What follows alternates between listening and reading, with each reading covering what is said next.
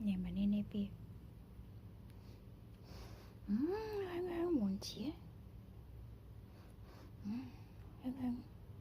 천조된 건제나 아마 비브 건제나 아마 와 긴니 니닝워 니닝워